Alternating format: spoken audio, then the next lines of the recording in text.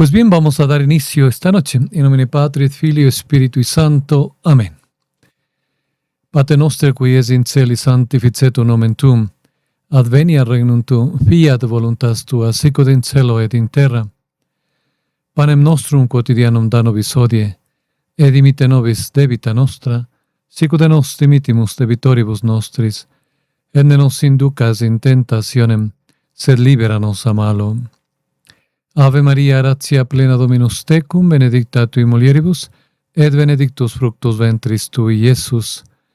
Sancta Maria Mater Dei, ora pro nobis peccatoribus, nunc et in hora mortis nostre. Amen. Gloria Patri et Filii et Spiritui Sancto, sicut erat in principio nunc et semper, et in saecula saeculorum. Amen. Sancte Micaele Arcangelo, defende-nos in proelio, contra iniquitiam et insidias diaboli esto presidium, impere dili Deus supplices deprecamur, tuque princeps militias celestis satana maliosque spiritus malignos, quia perditionem animarum pervagantur in mundo, divina virtude in infernum detrude. Amen. In nomine Patri et Filii et Spiritui Sancto. Amén. Bien, muy buenas noches nuevamente. Vamos a dar inicio a la jornada de esta noche y, claro, objetivamente es muy especial. He tenido que suspender la clase del día de hoy sobre el catecismo del modernismo, debido obviamente a la importancia de los eventos que estamos presenciando, que estamos viviendo. Y así, pues, esta noche vamos a adentrarnos en este tema realmente profético. Dios mediante, pues la próxima semana reiniciaremos con el catecismo del modernismo, si así Dios lo quiere, ¿no? Pues vamos a concentrarnos en este tema que les había dicho. Hay una fecha en el calendario que la mayoría de los católicos va a dejar pasar como cualquier otra noche. Gracias. Si se escucha bien, me dicen. Como se ha perdido ya la vida sobrenatural y profética, pues la respuesta que nos dan es: todo es igual. Así nos dicen. Y mientras siguen en su letargo, Dios mediante, algo va a ocurrir en el cielo que el profeta Joel descubrió hace más de 2700 años con una precisión que debería causarnos estupor. La luna se convertirá en sangre. No es metáfora, no es poesía. No hablamos de esto para conseguir likes o suscripciones o me gusta o para monetizar. No monetizamos. Si ustedes ven que este video, luego que lo quieran rever mañana, viene con propaganda, es algo que no puedo todavía salirme de ello, pero no monetizamos. Esto lo hago para que ustedes lo sepan. Por eso cuando edito el video, que ya incluyen ciertas correcciones de pausas o algunas equivocaciones, ya ustedes ven que no tienen el problema de las propagandas. Bien, entonces no es nada de esto, es una señal astronómica específica, verificable, documentada, que Dios mismo dijo que marcaría el comienzo de algo que este mundo no ha visto jamás. Y lo peor de todo esto es que en la iglesia hay un silencio aterrador que clama al cielo. ¿Por qué? Eso es exactamente lo que vamos a tratar de responder hoy.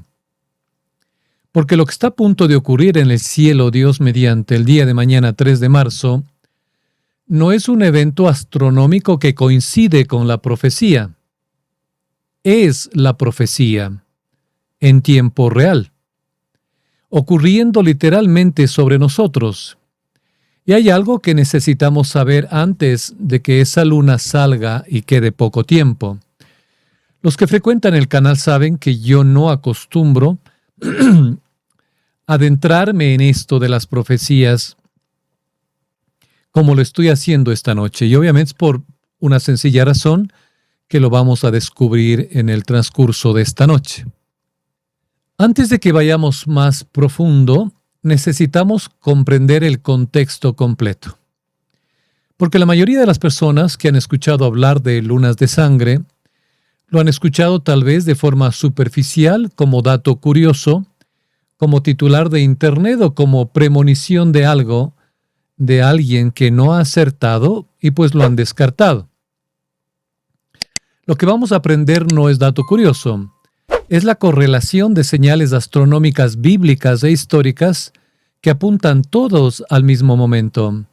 Y ese momento no es el año 2030, no es el año 2050, no es algún punto indefinido en el futuro, es mañana.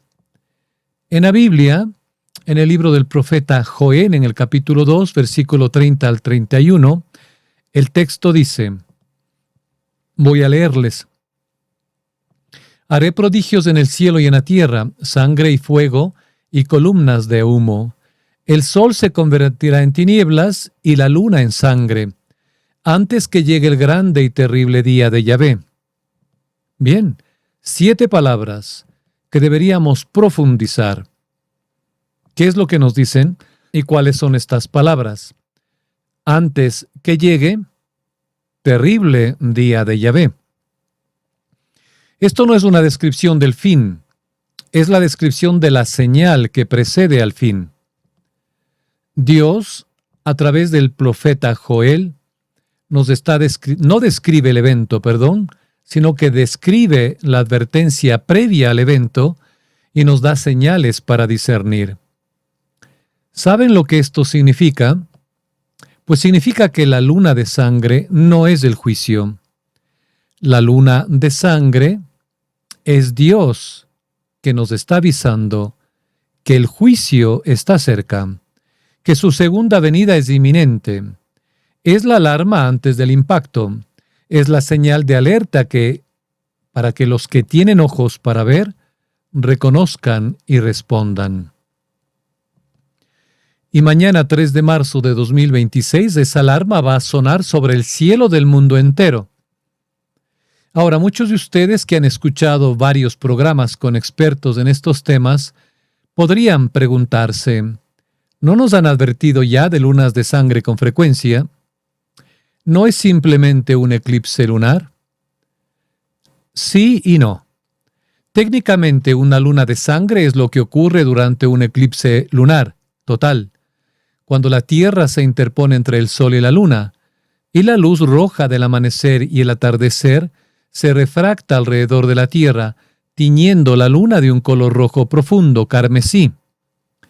El efecto es real, es físico, es documentable, pero aquí está lo que la mayoría no sabíamos. No todos los eclipses lunares producen una luna de sangre de igual intensidad. El color y la profundidad del rojo depende de las partículas en la atmósfera de la Tierra, de la posición exacta en la órbita, de la alineación precisa del Sol, la Tierra y la Luna. Algunos eclipses producen una luna apenas anaranjada. Otros producen una luna de un rojo tan intenso que los astrónomos lo describen como la luna bañada en sangre. El eclipse de mañana está clasificado como eclipse lunar total de alta penumbra. Los astrónomos lo describen como uno de los más visualmente dramáticos de la década.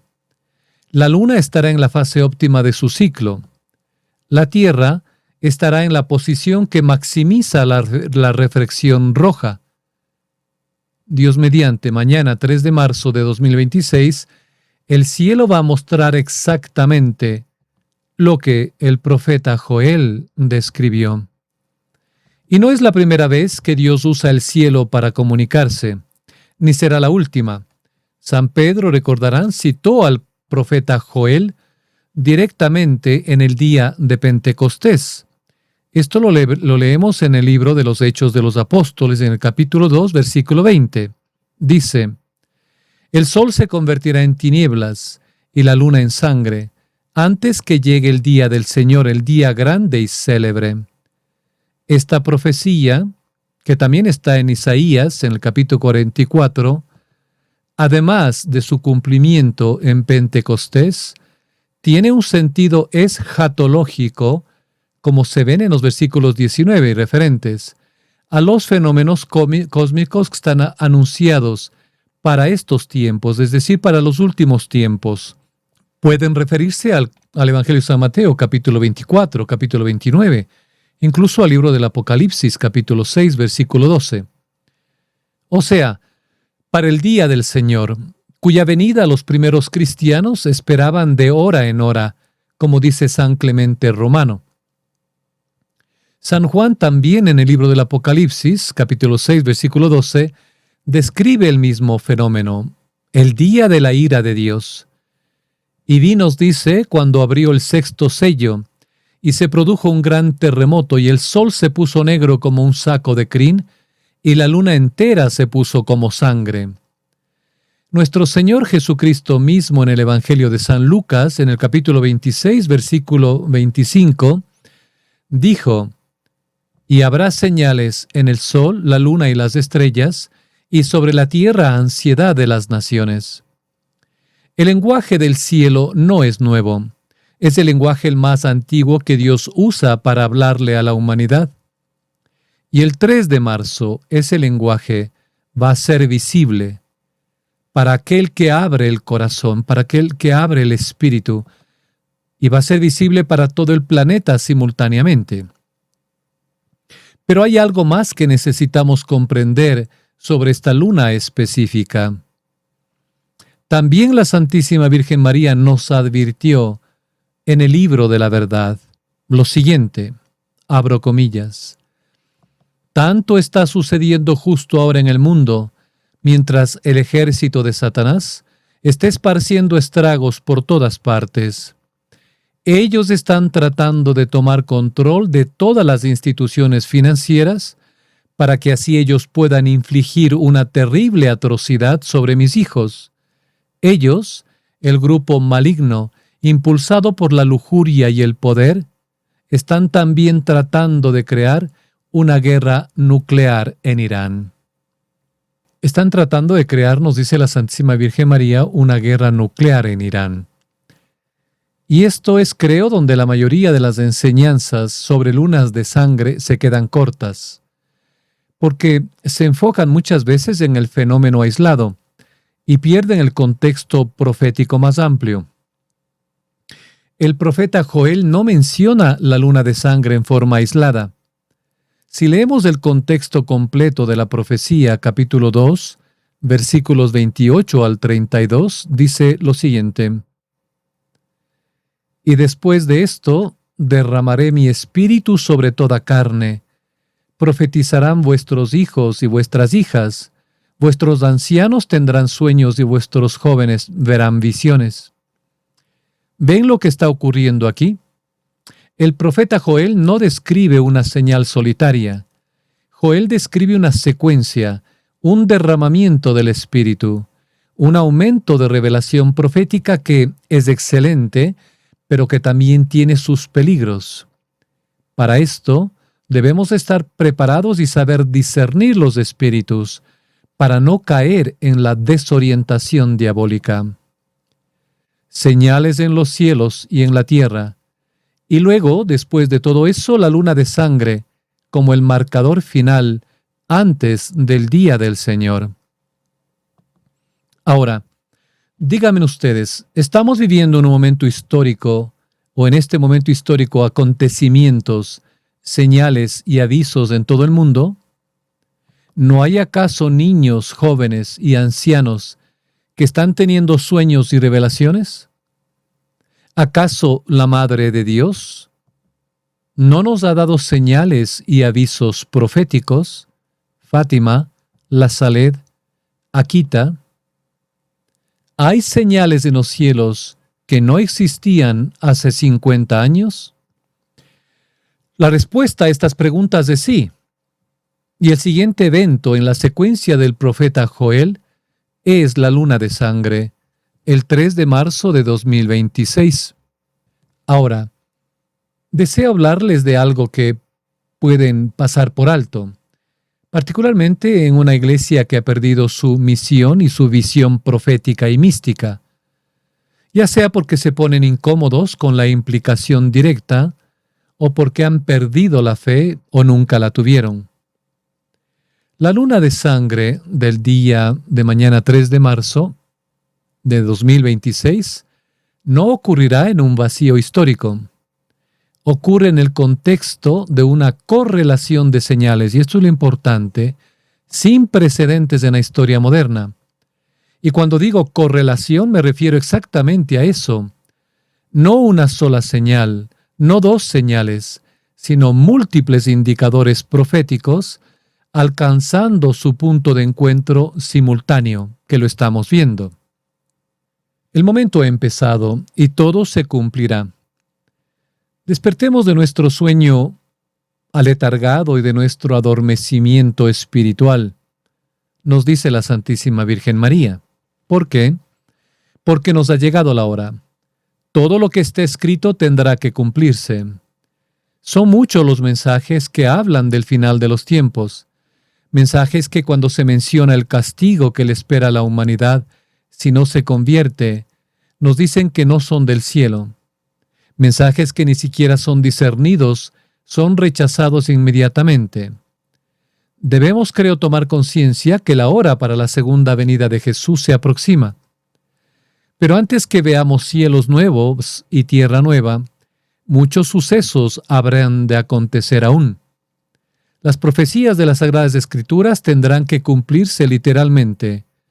Eventos de gran magnitud están por sobrevenir al mundo entero. Aún los justos tendrán que enfrentarse a la gran prueba y tribulación. Con ayuda de María Santísima, vamos a tratar esta noche de comprender algunos signos descritos en la Sagrada Escritura. Signos que nos muestran claramente que estamos en el final de los tiempos, que nos deberán llevar a una conversión extraordinaria, transformadora, que nos harán sentir la proximidad de los hechos. Desafortunadamente, estos signos son mal interpretados por muchos teólogos modernos. El primer signo es la gran apostasía.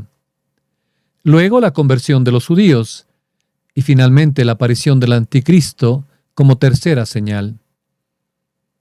Nadie os engañe de manera alguna, porque primero debe venir la apostasía y hacerse manifiesto el hombre de iniquidad, el hijo de perdición, el adversario, el que se ensalza sobre todo lo que se llama Dios o sagrado, hasta sentarse él mismo en el templo de Dios, ostentándole como si fuera Dios. Segunda carta a los Tesalonicenses, capítulo 2, versículo 4. Apostasía esta que lleva a los hombres a salirse de la doctrina verdadera, de la iglesia verdadera, a caminar en tinieblas, a dar culto a Satanás, incluso, y esto debe ser aterrador, sin saberlo o querer aceptarlo. Apostasía que lleva a los hombres a rechazar los dogmas y la tradición de nuestra iglesia, a cuestionar las Sagradas Escrituras y el magisterio, a negar la existencia de los ángeles, del purgatorio y del infierno, a negar la real presencia de Jesús en Eucaristía. Eucaristía que es tomada como un símbolo, como una simple cena en la que se recuerda al Señor en un Jueves Santo. Apostasía que prolifera el ateísmo, la masonería. Apostasía que promueve el movimiento de la nueva era. Movimiento este salido de las profundidades del Averno, movimiento dirigido por Satanás. Muchas almas yacen en el error, han caído en el abismo de la mentira, se han salido de las fuentes fidedignas de la tradición. La gran apostasía está acabando con el ministerio de muchos de los hijos predilectos de María Santísima. ¿Quiénes son? Los sacerdotes.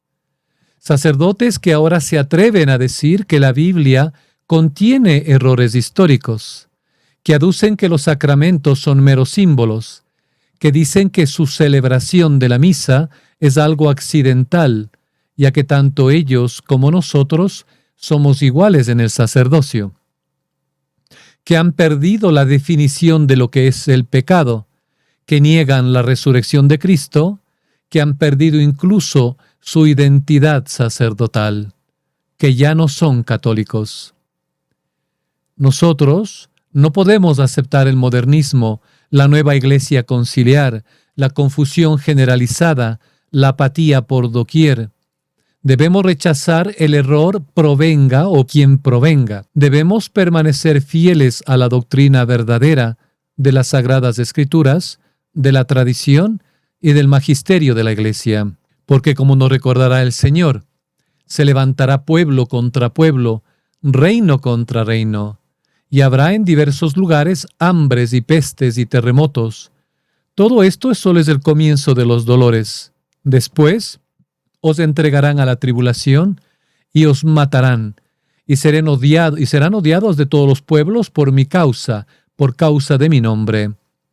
Entonces se escandalizarán muchos y mutuamente se traicionarán y se odiarán. Surgirán numerosos falsos profetas que arrastrarán a muchos al error, y por efecto de los excesos de la iniquidad, la caridad de los más se enfriará. San Mateo capítulo 24. Esto que le estoy enumerando hoy por hoy, recordando, es solamente la punta del iceberg. Viene más. Y no solo por ello, pero debemos consagrarnos al Inmaculado Corazón de María, a nuestra Madre Celestial que nos protegerá como a niños pequeños. Sabemos que el enemigo no nos podrá arrebatar de su mano, ya que él no soporta la presencia de la Reina del Universo, corredentora, medianera de todas las gracias, Madre de Dios y Madre nuestra, porque sabe que muy pronto una mujer vestida de sol, parada sobre la luna con corona de 2 estrellas, pisará con su talón la cabeza de la serpiente. Para poder ver las señales, queridos hermanos, debemos orar, debemos perseverar en el resto fiel de la Iglesia. No soltéis de vuestros labios y del corazón el Santo Rosario, corona de rosas que nos va a ayudar a permanecer en la verdad. Otros entre los múltiples indicadores proféticos alcanzando su punto de encuentro simultáneo son: primero, el regreso del pueblo judío a su tierra. En 1948, por primera vez en aproximadamente 2000 años, el pueblo de Israel regresó a su tierra gracias al señor Donaldo Trompeta.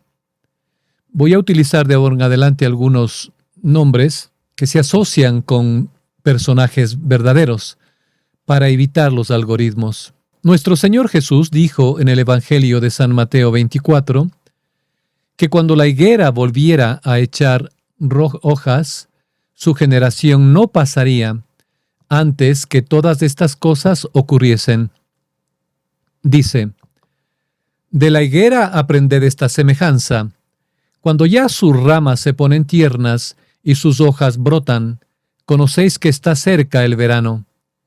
Así también vosotros, cuando veáis todo esto, sabed que está cerca a las puertas. En verdad os digo que no pasará la generación esta hasta que todo esto suceda. Pues bien, la higuera echó hojas en 1948. Han pasado ya 78 años.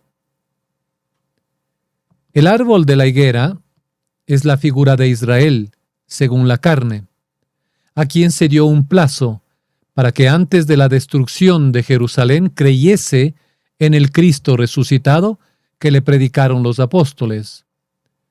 Pero entonces no dio fruto y fue abandonado como pueblo de Dios. Cuando empiece a mostrar signos precursores del fruto, sabremos que Él está cerca. Los casos singulares de conversión, la vuelta a Palestina y al idioma hebreo, la conquista por el gran Israel que se está produciendo hoy por hoy, bien podrían ser señales, aunque no exclusivas, que no hemos de mirar con indiferencia. Segundo punto, Jerusalén, en 1967, quedó bajo control israelí por primera vez desde la destrucción del templo. Jesús dijo en San Lucas, capítulo 21, Jerusalén será pisoteada por los gentiles hasta que el tiempo de los gentiles sea cumplido. Este tiempo, queridos hermanos, según la exégesis de la Iglesia, comenzó en 1967. Tercero, el templo.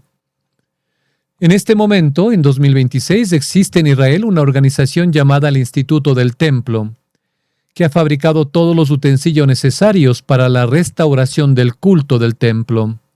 La piedra fundamental dicen que ya ha sido colocada. Los sacerdotes están siendo entrenados. El tercer templo está siendo preparado con una urgencia que no existía hace 20 años. Están forzando la llegada de su Mesías. Ya sabemos quién será. ¿Y cómo lo están forzando? Pues a mi entender, ya hace unos años, y tenemos un video, un rabino le dijo al señor Netanyahu cuando era joven que su misión era acelerar la venida del Mesías. Y lo está haciendo a través de Estados Unidos, con las calamidades que vemos en el Medio Oriente. Y ahora, sobre todo esto, el 3 de marzo de 2026, es decir, mañana, el cielo mismo nos añade su firma, la luna de sangre. El marcador que el profeta Joel dijo que vendría antes del día grande y terrible del Señor. Quiero pausar aquí y pedirles algo por un momento.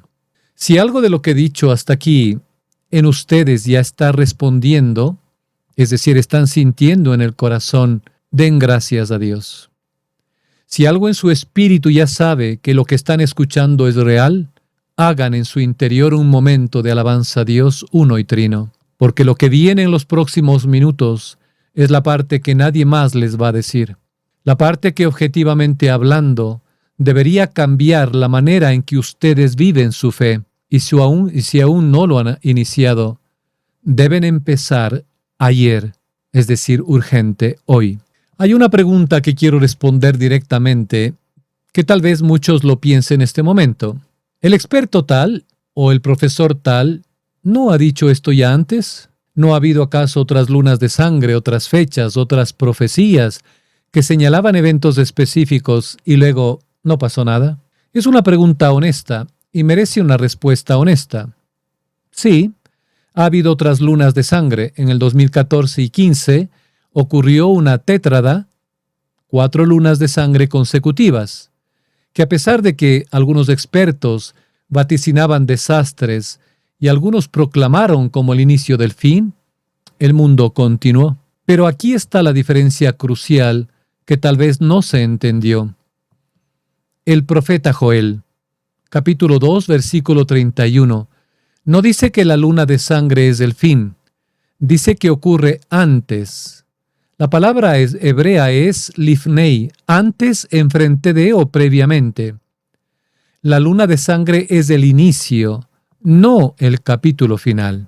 Esto ténganlo comprendido. Lo que Dios está haciendo con la señal de la luna de sangre de mañana no es terminar la historia. Está marcando el inicio de la etapa final de la historia. Y la etapa final puede ser un período, no un instante. Lo que hace única a esta luna específica no es que sea un evento hermoso a la vista.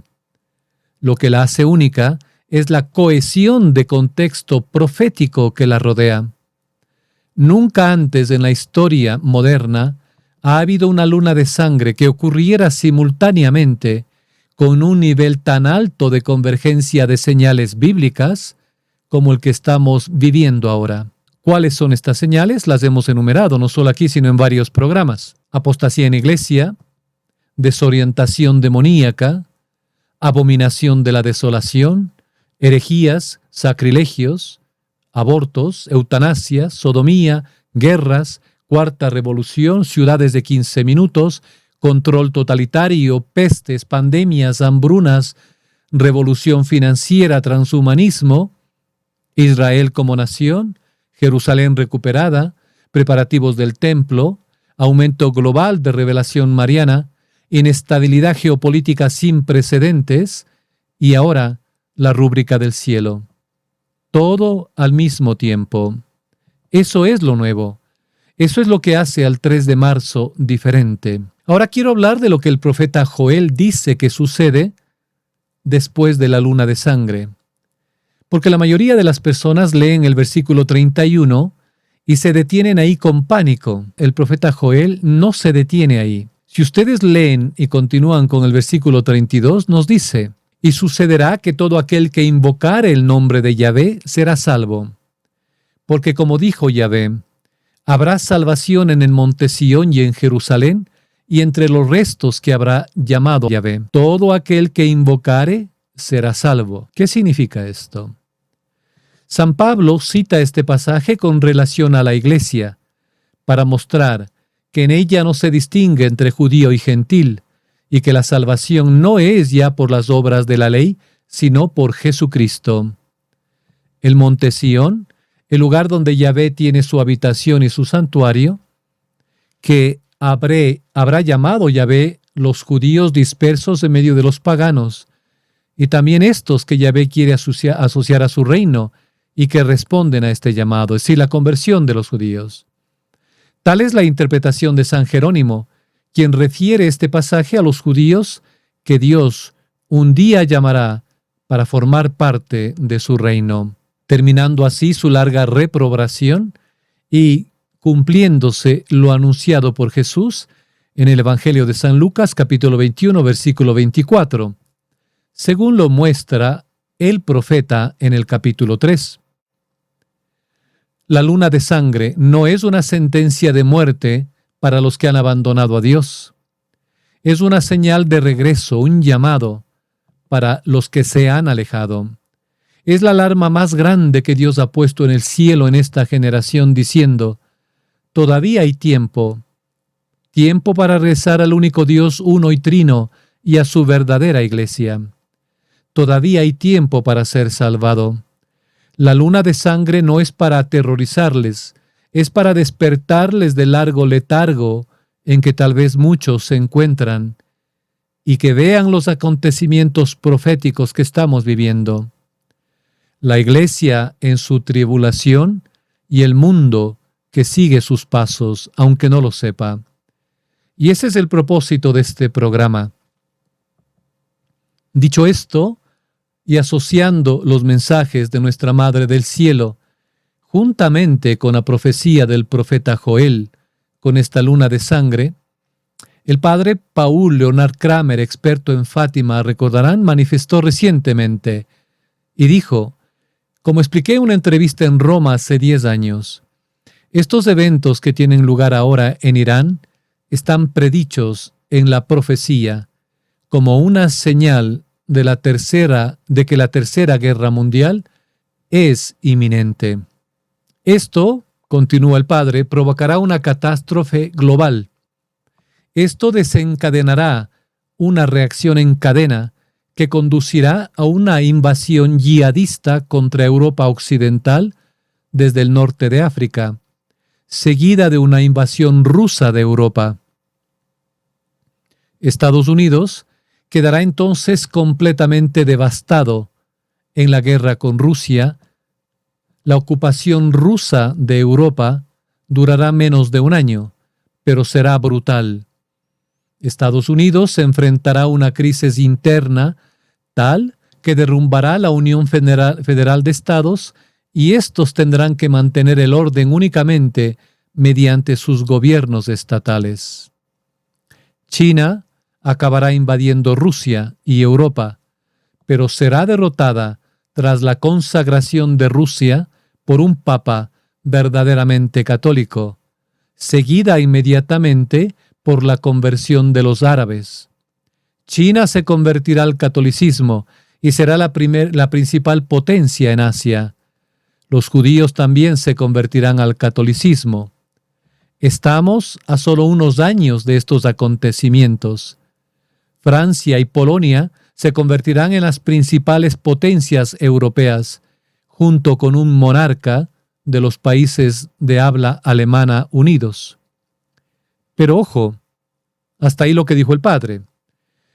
Y yo digo, pero ojo, estos eventos, dice, van a desencadenar la Tercera Guerra Mundial. Debemos tener cuidado con lo que estamos viendo y asumiendo hoy. Me explico.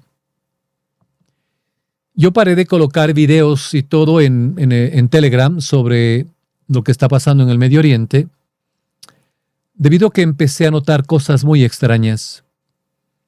Y gracias a Dios, Él siempre me coloca, digo Él porque lo hago en oración, me coloca lugares donde debo examinar cosas y corroboró lo que yo ya me temía. Nosotros en la misión en el año 2009, y cuando edite este video voy a colocar ese periódico, colocamos un artículo bastante extenso sobre lo que iba a venir en el 2019. Esa cosa que se pusieron en el brazo. Como era natural, todas estas advertencias de todo lo que estamos viviendo hoy por hoy, que las hicimos particularmente en mi país natal, en Ecuador, no fueron bien recibidas. Sacerdotes se mofaban, nos criticaban, nos decían que no hay que hacernos caso, muchos se nos reían. Y claro, yo comprendía, uno no puede ser profeta en su propia casa. Pero nos hemos encontrado al transcurso del año, al devenir del tiempo, con muchas personas que nos han dicho, ustedes nos alertaban y pocos creían. Pues ahora estamos viendo similares cosas de lo que pasó en ese 2019, que llegaron a encerrarnos en casa, a lo que está pasando hoy. Y debido a esto, voy a permitirles hacer un juicio de criterio, que en todo lo que estamos viviendo y con las señales en el cielo y las señales de María Santísima, el profeta Joel y de otros profetas, pueden haber dos caminos. Primero, que todo lo que estamos viendo es un montaje. Todo del Medio Oriente es guionizado, preiluminado, predemolido, preaprobado. Yo voy a colocar, cuando edite el video, van a ver ustedes fotos de edificios que estaban demolidos y que son los que enseñan como los que han sido los objetivos en varios lugares. Yo me extrañaba de ver cuando llegaban unos misiles a unos edificios costosos y justamente había alguien que estaba en el piso de abajo que lograba filmar todo. Hay más preguntas que respuestas, así es. Pero resulta que lo que nos están enseñando, que hay objetivos en Irán, son barrios marcados para la demolición y el desarrollo de lujo, al igual que Gaza será una ciudad de la libertad. Y aquí está la guinda del pastel. Irán es uno de los mayores poseedores de criptomonedas y según la gente del Opium, está fuera del sistema bancario Rothschild, lo que significa que no está siendo atacado, sino que se está fusionando. Esto no es la Tercera Guerra Mundial por excelencia, es una venta de demolición para el viejo orden. El gran reinicio es la gran inauguración. El nuevo sistema debe construirse sobre las cenizas del caído, como el fénix del anticristo resurgiendo de las cenizas. Pero esto es lo que lo empeora. Mientras vemos cómo se desarrolla este teatro sin sangre, somos nosotros quienes estamos bajo la lupa. Todo es falso, pero la vigilancia es real. Nos están estudiando. No están estudiando a Gaza ni a Irán. Nos están estudiando a ustedes y a mí. A ver cómo reaccionamos, lo que publicamos, a qué tememos, con qué rapidez se propaga la narrativa, qué tan listos estamos para fusionarnos con la máquina u oponernos a ella. Mientras fingen una guerra en el extranjero, están tendiendo cables en casa. La infraestructura de la inteligencia artificial avanza a pasos agigantados. Las bases de datos biométricos se sincronizan en tiempo real. Y la policía predictiva afila sus garras. Algo así como lo que pasó en el 2019 con el 5G y los despliegues a toda velocidad durante el Vial 19. Ese es un camino al que más temo, porque nos va a coger de sorpresa y en un tiempo que no es predecible. Bien, segundo camino. En una falla de cálculo en toda esta trama, un actor, hará que todo lo planificado anteriormente se descarrile hacia la última guerra, con Rusia y China como actores principales, y ya sabemos del fin. Acabamos de escuchar lo que dice el padre Kramer y lo que nos dice también el libro del Apocalipsis, del ejército inmenso de millones de hombres. Pero volvamos a la profecía del profeta Joel. Podemos ver tres cosas específicas positivas que el versículo 2 implica que deben ocurrir en respuesta a la señal de la luna de sangre. Tres respuestas que el texto mismo sugiere para el cristiano. La primera respuesta es el reconocimiento, el estar en constante oración para estar abiertos a las inspiraciones divinas, el no despreciar las profecías. En el capítulo 2, versículo 28, el profeta Joel dice que Dios derramará su espíritu sobre toda carne. Esto implica un aumento de sensibilidad espiritual, ya que si ustedes hacen lo que Dios pide, van a poder ver cosas que otros no van a poder ver. Hay cosas tan obvias que otros no ven. Y por más que hablen en la familia, en las amistades, no pueden ver. Estamos locos. Entonces esto implica un aumento de sensibilidad espiritual que podrá ocurrir después de la señal. Para esto debemos estar despiertos, no despreciar los mensajes que Dios nos da a través de María Santísima y Reina de los profetas y de los profetas. No apaguéis el espíritu. No menosprecéis las profecías. Examinadlo todo y quedaos con lo bueno. Absteneos de toda clase de mal. Primera carta a los Tesalonicenses. No apaguéis el espíritu. Pero, ¿y si el espíritu se apaga? ¿Cuál creen será la consecuencia? Lo saben todos aquellos que se han encontrado en una noche oscura. Y si resulta difícil trasladarse durante la noche de una parte de la tierra a otra, ¿cómo recorrer de noche el camino que va de la tierra al cielo?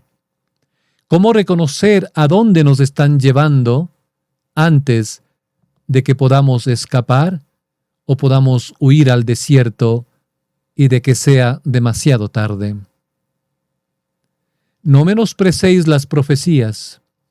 Hoy solemos interesarnos poco por las profecías, a las cuales la Sagrada Escritura dedica, sin embargo, gran parte de sus páginas. En el libro del Eclesiástico, en el capítulo 39, leemos: se nos muestra el estudio de las profecías como ocupación característica del que es sabio según Dios. Doctrina y profecía tienen la misma íntima relación que conocimiento y deseo. Lo primero es doctrina, o sea, conocimiento y fe. Lo segundo es profecía, o sea, esperanza y deseo vehementísimo, ambicioso anhelo de unión con Dios. Eso es el derramamiento que Joel describió, y está ocurriendo ahora, y su función es preparar al remanente para reconocer la señal cuando aparezca. Que no nos pase lo que le pasó a Herodes, que no vio la estrella cuando venía el divino niño, el Salvador, el Mesías. El 3 de marzo, los que tienen el Espíritu van a mirar al cielo y van a saber exactamente lo que están viendo. La segunda respuesta es el regreso, es decir, la verdadera conversión hacia alguien. La luna de sangre no solo es para los que creen que están caminando cerca de Dios, es una señal diseñada para todos. El versículo del profeta Joel en el capítulo 2 dice: todo aquel que invocare el nombre de Yahvé será salvo. En esto me voy a atrever a afirmar que esta señal en el cielo es la última invitación para que la iglesia verdadera salga al desierto. El 3 de marzo de 2026, Dios va a escribir en el cielo con tinta de luna de sangre. Hermanos, aún hay tiempo. La tercera respuesta es la preparación. Joel, en el capítulo 2, no solo describe señales, describe una reorientación hacia lo que realmente importa. El profeta en los versículos anteriores nos llamaba a los creyentes a rasgarse el corazón y no las vestiduras. ¿Y qué tiempo tan propicio ahora que estamos en Cuaresma? A volver al Señor, nos dice el profeta, con todo el corazón, con ayuno, con llanto, con lamentación. Y como van las cosas en la iglesia y en el mundo, eso solo es posible en el desierto. Mañana será 3 de marzo, y la pregunta no es si la luna va a aparecer. Va a aparecer. La pregunta es, ¿qué va a encontrar cuando salga? ¿Va a encontrar cristianos despiertos, preparados, confiados? ¿O va a encontrarnos dormidos, confundidos, desorientados, con miedo, o viviendo tal vez con falsa alegría en la iglesia del anticristo, absorbidos en el ruido de un mundo demoníaco? La respuesta la daremos cada uno de nosotros. Es el último llamado antes del aviso. Sois libres de elegir. María Santísima nos dice, el cielo os está dando infinidad de oportunidades. Es vuestra la decisión. Solo os alerto para que os evitéis sufrimientos, para que os ganéis una morada en el cielo. Deseo terminar con algo que me parece lo más importante de todo este programa. Nuestro Señor Jesús en San Mateo capítulo 24, versículo 33, después de describir todas las señales del fin, dijo esto: así también, vosotros cuando veáis todo esto, sabed que está cerca a las puertas. ¿Escucharon bien? A las puertas. No todavía adentro, está a las puertas. Y Filión, un gran exégeta, considerando que este discurso, el divino profeta, se refiere paralelamente a la destrucción de Jerusalén y a los tiempos de su segunda venida, aplica estas palabras en primer lugar a los hombres que debían ser testigos de la ruina de Jerusalén y del templo, pero en segundo lugar también a la generación que ha de asistir a los últimos acontecimientos históricos del mundo, es decir, a la que presencie las señales que estamos anunciando aquí. El 3 de marzo de 2026, la luna de sangre va a ser la señal más visible que Dios ha colocado en el cielo en esta generación. No para producir terror en aquellos que ya están en el desierto, sino para producir exigencia, premura de acción. A no tener miedo de aceptar ese llamado, a huir al desierto, para los que aún no lo han hecho, para despertar del sueño a los que se habían adormecido, para recordarle al resto de cristianos modernistas, paganos, tibios, que la eternidad es real, que el tiempo es finito y que el Señor que prometió volver es el mismo Señor que prometió su infinita misericordia a los que cambian de vida y claman por su misericordia. La pregunta final que nos hace, y que nos hace a todos obviamente, es: ¿estamos listos? ¿Creemos estar listos? Es un llamado urgente, y es ahora, no mañana. Mañana será la señal, pero ya lo saben hoy día. ¿Qué se espera de nosotros? Bien, era un poquito largo el programa por toda la trama, pero no he querido dejar ningún punto al cubierto, así que vamos a ver si es que hay algunas preguntas. Bien, saludos a todos los que nos visitan desde Panamá, México, en Europa, en América del Sur, del Norte, Hispanoamérica, Iberoamérica. Así es, estamos, ustedes sabían, yo hice un programa particular cuando este niño llegó a nuestra casa, es decir, vino y gritaba, y gracias a Dios estábamos con la visita de un sacerdote de la tradición que vino desde Europa, y él fue testigo, al igual que nosotros, de los gritos del niño. Y como dice la hermana aquí, que tuvo también un sueño, justamente de la carta a los Corintios, capítulo 4, versículo 13, quedó muy sorprendida. Hay esta situación que estamos viviendo, es decir, el auge de las profecías, lo que el Señor ya nos dice, ¿no? Aquellos corazones humildes, sencillos, Él está está utilizándolos para alertarnos de muchas cosas. Ese niño realmente le dejó traumado al padre porque no estaba acostumbrado a él. No muchos sacerdotes, particularmente la tradición, son apegados a esto de las profecías o de los mensajes, pero él lo vivió en carne propia. Es decir, el niño dijo, de lo que recuerdo, porque fueron hace unos 3 años, creo, 2 años, el mes de julio. Julio, él vio el desastre, cómo la gente moría.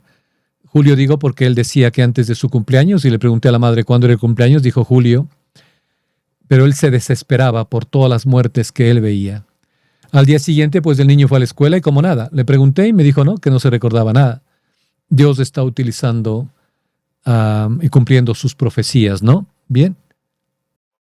No me salió eso, pero bueno, continuamos recibiendo preguntas sobre esto de que cuando está presente el Señor en la Eucaristía. En algún programa, recuerdan los que lo han visto, los que no, les recomiendo que lo vean cuando hablamos de los sacramentos. Para que haya la Eucaristía se deben dar algunas cosas. Para explicarlo brevemente, pues la materia tiene que ser como lo manda la Iglesia, el rito tiene que ser como la manda la Iglesia, las palabras del sacerdote tienen que ser como lo manda la Iglesia, usar obviamente la rúbrica que manda la Iglesia y también la intención del sacerdote, etc. Entonces, si esas cosas se dan, podemos saber que va a haber va a darse la presencia real de nuestro Señor. Si no, no lo hay. Bien. Gracias por la participación al Superchat. Los mensajes que les acabo de leer son varios. Uno del libro de la verdad. A mí me sorprendió realmente. Yo les había dicho en algún programa, nosotros en la misión, justamente cuando estuvimos en Canadá, tuvimos la gracia de conocer a un hermano de las Filipinas que teníamos muchas cosas en común.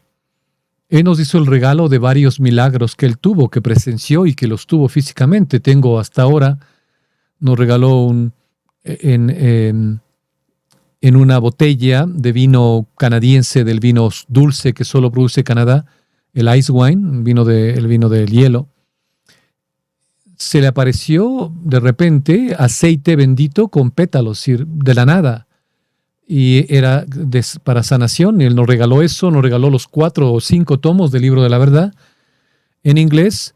Nos regaló una cantidad de material que yo realmente no lo podía ver porque no me he concentrado tanto en las profecías como les decía. Pero sí me ha llamado la atención el ver cómo ya estaban dichas las cosas, particularmente en el libro de la verdad. Entonces de ahí tomé algunos de los mensajes, ¿sí? ¿Es conveniente, la pregunta todavía confesarse con sacerdotes asociados a pruebas? Aún todavía, les decía, estamos en guerra. Tal vez mi apreciación es equívoca, teológicamente hablando, pero yo estoy en guerra. Si ustedes vayan al sacerdote que tengan al momento, confiésense. Obviamente deben estar ustedes, deben hacer lo que la Iglesia manda para que sea la confesión válida, para que sea el sacramento válido. Las 4 cositas, ¿no? Que ustedes sientan remordimiento, dolor de haber pecado, saber el pecado, lo que cometieron era pecado, decirlo verbalmente al sacerdote, que él les dé la penitencia verbal, ¿no? Y obviamente cumplir la penitencia. A mí me pasó recientemente que fui donde un sacerdote en un santuario, un sacerdote joven. A mi esposa no le pasó eso, quisimos irnos a confesar, pero a mí me pasó que el sacerdote al final me dijo: la Iglesia te perdona en el nombre de Jesucristo. Eso no es, ¿no? Entonces, claro, no hubo sacramento, no me dio la absolución. Bien, entonces sí pueden ir. Recuerden que el sacerdote puede ser el pecador más grave, el peor del mundo. Él nos puede salvar la vida, así que podemos confesarnos. Además, estamos en guerra, así que busquen al sacerdote, oren por él, confiésense como debe ser. Ustedes ya saben, les he dicho en algunos programas, deben saber que lo que han hecho es pecado. ¿Y cuántas veces? La gravedad, si es venial o mortal, confesarlo directamente al sacerdote sin extenderse mucho. Padre, pues mentí.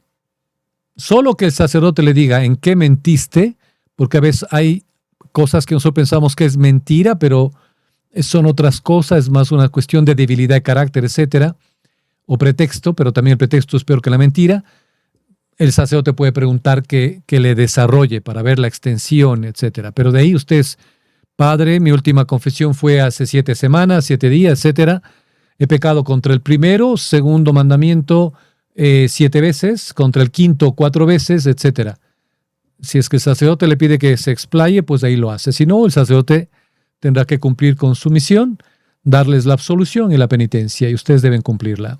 Sí, hay muchas cosas que dicen que es falso. Yo les digo por mi experiencia propia, el libro de la verdad no es falso.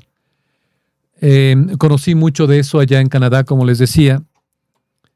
Ha manipulado ciertas cosas, sí, pero de que sea falso, no. Les doy un testimonio real. Yo comprobé cómo manipulaban las cosas. Así como, por ejemplo, en El Padre de Azul, del Padre Gobi, del libro del Padre Gobi. Manipularon muchas cosas. Hay creo que una treintena de ediciones. Cuando alguien me dice, en el libro del Padre Gobi, en la página tal, dice que la fraternidad San Pío X está condenada, que esos son los cismáticos. Le digo, que me enseñe el libro, a qué edición se refiere, porque en la mía no lo tengo. Hay treintena, creo que, de ediciones de ese libro. Así que, cuidado. No estoy diciendo que sea verdadero ni falso, hay que tener cuidado. Hay una manipulación de los libros, particularmente de las profecías. Oren, como dice el Señor, quédense con lo bueno, descarten lo malo. Bien, queridos hermanos, vuelvan a la tradición. Ustedes saben que aquí nos da un testimonio Sagrado Corazón y María, de que volvió a la tradición en el 2018. Pues lo que están haciendo no tienen que darme las gracias a mí, sino a Dios. Les he dicho, hay 3 pilares de nuestra fe. Cuando yo pregunto en las catequesis cuáles son los 3 pilares de nuestra fe, la gente es la Eucaristía, la misa, y no sé qué más. No, hay 3 pilares de nuestra fe. O sea, 3 pilares, 3 patitas del taburete. Si no hay una, pues el taburete se cae. Si no hay una en nuestra fe, en nuestra vida de fe nos caemos. No somos protestantes, no somos la religión del libro. La Biblia fue escrita después de la iglesia. La iglesia es primero, ¿no? Sin, obviamente, descartar la validez de la Sagrada Escritura, no. Pero los 3 pilares es el magisterio de la Sagrada Escritura, el magisterio de la iglesia y la tradición, ¿no? Si uno de ellos falta, ustedes no son católicos, nada más. Entonces, regresar a la tradición significa han regresado a casa, han regresado a la iglesia. No me están haciendo un favor a mí, recuerden. Lo que yo les digo, lo que yo les pido es lo que pide la iglesia. Es deber de ustedes averiguar si lo que yo estoy diciendo es verdad o no, y luego tomar la decisión y actuar en consecuencia. Pero no es porque Carlitos o Carlos ha dicho, no, la iglesia lo dice. Debemos volver a la tradición. Tuvimos un debate hace muchos años, particularmente con este señor que ahora funge como director de EWTN, que tiene el canal de Así Prensa. Él negó públicamente, lo hizo en un libro incluso, que decía que Dios no castiga. Me refiero porque justamente la señorita María López dice que Dios sí castiga como un papá. Claro, Él castiga, pero este señor decía que Dios no castiga. Así que en el debate intervinieron varios teólogos, no mi persona, no tengo ningún título de teólogo, pero varios sacerdotes teólogos que le pidieron a él que rectifique, y él nunca rectificó. Él se mantiene con su error, con su herejía de que Dios no castiga. Dios castiga. Y lo podemos probar por la Sagrada Escritura, por la tradición, por la enseñanza de la iglesia. Así que Dios castiga, como un buen padre, ¿no? La señorita Ceci me hace una pregunta muy cautivadora. ¿Considera que llegarán terremotos en toda la tierra entre unos 5 años, así como Dios le permitió ver o del Vial? Miren, en esto, lo que yo sé es, no tenemos los aparatos en la ciencia, ¿no? Como para predecir los terremotos, ni las erupciones volcánicas. Han coincidido en ciertas cosas, igual los videntes, ¿no? Y por eso yo tengo recelo con algunos videntes. Recelo, no que les rechazo, pero tengo recelo. Cuando dicen que va a haber terremotos en Sudamérica, en México, en Chile, por acá, alguna vez han acertado. Pero no es como que están diciendo, es decir, están utilizando ellos una profecía, en decir esto va a pasar y pasa, justo en el momento que ellos dicen no. Lo que comprueba obviamente que se equivocaron, que Dios no estaba diciendo el momento de los terremotos. Así que yo también puedo decirles que va a haber terremotos, sí. ¿Por qué? Porque lo dice el libro del Apocalipsis, porque sabemos que al final de los tiempos, en la gran tribulación, cuando venga la ira de Dios, pues vendrá todo eso, terremotos. Tiempo no lo podría decir. Solo que Dios nos diera un mensaje realmente que lo sintamos en el corazón y que nos mueva a gritarlo a los cuatro vientos y lo hayamos puesto en una consulta espiritual con obviamente, un docto de la fe y que sí podamos decirlo, lo diríamos, porque de ahí no.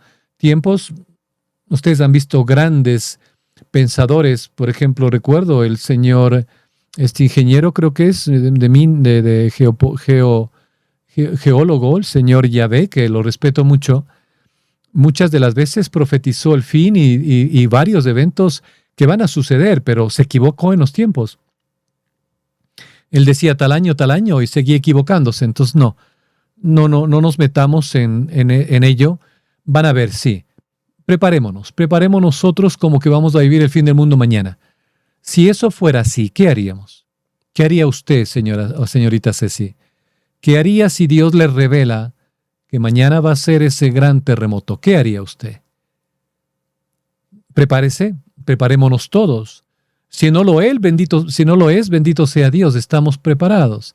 Cuidemos de no perder esa gracia. Ya, muy bien. Ya creo que he contestado a todos, ¿no? Tener miedo de esto es, nos dice la señorita Carol, equivale a ser cobardes. No, la cobardía no hay que confundirla. El miedo es natural. Me admiraría alguien que no tenga miedo. Yo tengo miedo, por supuesto que tengo miedo.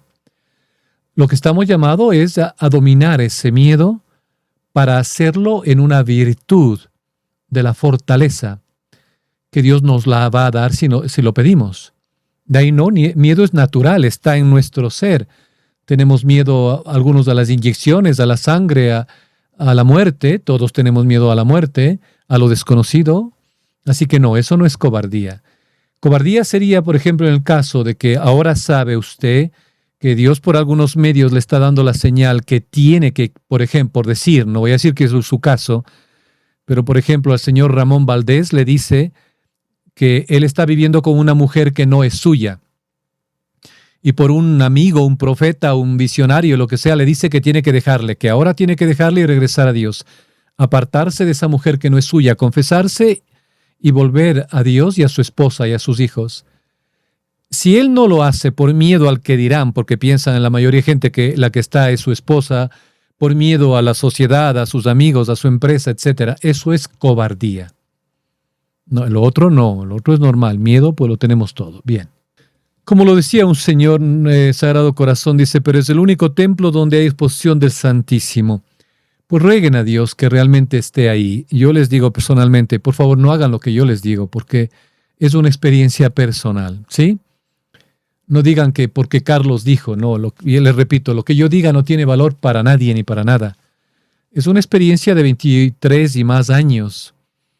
Es decir, yo cuando voy a una iglesia, así como ustedes deben buscar dónde está el foquito rojo para saber que ahí está el Santísimo, que ahí está el Señor, yo le he pedido a Dios que me dé señales. Tal vez para algunos será que estoy forzando o estoy jugando con Dios. No, lo hago de corazón. Y ha habido ocasiones que Él me ha contestado interiormente con cosas incluso físicas que le he pedido. Clamen a Dios que les dé una señal. Pero yo juzgo cuando entro en un templo, si le veo que le han quitado al Señor y le han puesto en una esquina, en un cuartito por ahí. Yo a veces me he ido a llorar espiritualmente y le pregunto, le digo, Señor, ¿qué hiciste? ¿Qué hiciste para que te hayan castigado acá? ¿Por qué te pusieron acá? Y además lo que para mí es más penoso en las misiones que yo hacía, por ejemplo, cuando Dios me dio la gracia de trabajar para abrir las capillas de adoración perpetua en el Ecuador, me daba pena cuando tenía que pelearme con sacerdotes que no entendían que al Señor no le pueden dejar expuesto solo en el Santísimo. Si saben ellos su fe, si son católicos, no pueden ir consagrar al Señor, dejarlo ahí y esperar que la gente vaya o no vaya. Están cometiendo, por decirlo menos, sacrilegios. El Señor no puede estar nunca solo. Entonces, para mí, ese descuido, que me dice mucho, yo dudo que realmente esté el Señor ahí. Puedo estar equivocado, sí, pero no lo hago porque siento, es por lo que veo, porque el sacerdote que le dejó ahí no tiene fe, porque si tuviera fe, ¿cómo es que le deja solo las 24 horas? Yo conozco de capillas que se dicen capillas de adoración perpetua. El sacerdote va un jueves, por decir, a cambiarle al Santísimo y se demora un mes para el próximo cambio. Ni siquiera visita. Solo los fieles se dan los turnos, se ayudan entre ellos, pero muchas veces no pueden estar todo el tiempo. El Santísimo no puede estar solo. Esto debe ser una señal para ustedes. Pero como digo, es vivencia propia, es experiencia. Y es algo penoso para mí. Yo sufro porque he tenido que enfrentarme con sacerdotes que obviamente ellos deberían ser los que nos forman, los que nos enseñen, los que traten con reverencia, con amor a Dios, pero no lo hacen. Cogen el Santísimo, le ponen ahí, se van y le dejan incluso a veces capillas abiertas, iglesias abiertas, y ellos se van. Ni siquiera unos minutos de adoración. Y si hay fieles, pues habrá, y si no, mala suerte, Jesús, te quedas solo. No les importa. ¿Qué más me dice a mí eso? No les importa. ¿No creen que ahí esté el Señor? Tal vez no esté. Por eso se comportan así. Bien, aquí también una hermana nos dice que en el 1990, el 3 de marzo, justamente, la Santísima Virgen María en el Cajas, que es una aparición aprobada y es hermoso el lugar, yo he estado ahí, también no digo que he tenido experiencias místicas, no soy de esa persona, no me ha dado ese regalo la Santísima Virgen María porque le he pedido que no me lo dé, como enseña San Luis María Guiñón de Montfort, pero sí he visto cosas maravillosas y sé que el ambiente mismo es sobrenatural. Entonces dice que ella dijo que la Tercera Guerra Mundial se acerca y estamos en ello, ¿no? Por eso, recuerden el mensaje que les acabé de leer del Libro de la Verdad, fue del 2002, estamos 2026, ya fue alertado. Y sabemos también en Fátima que la Santísima Virgen María, al igual que en Akita, nos dijo que todo empieza en el Medio Oriente. ¿Cómo lo vayan a hacer? Ahí está el kit de la cuestión. Entonces estén atentos. No todo lo que brilla es oro, no todas las fotos y videos que nos ponen son verdaderos, son inteligencia artificial. No creamos todo, no nos interesa incluso en saber los detalles, pero recuerden, nos están vigilando. Y profundicemos en nuestra fe, que es el mejor regalo que nos vamos a hacer y vamos a hacer el resto. Bien. Sí, aparte del señor Kiko Argüello, es realmente lo que hacen no es de Dios. Con eso les digo todo. Porque sería un programa para que ustedes entiendan las razones teológicas, filosóficas, prácticas, ¿no? Y recuerden que hay un video que circuló por las redes de su declaración cuando murió Benedicto XVI, que lo dice todo. Así que esto del neocatecumenado es una secta judeo-protestante. Bien, ya son 9:15, les agradezco por su presencia y Dios quiera, pues nos vemos el próximo día viernes, estemos unidos en oración. Que Dios les bendiga y pues hasta pronto. Muchas gracias.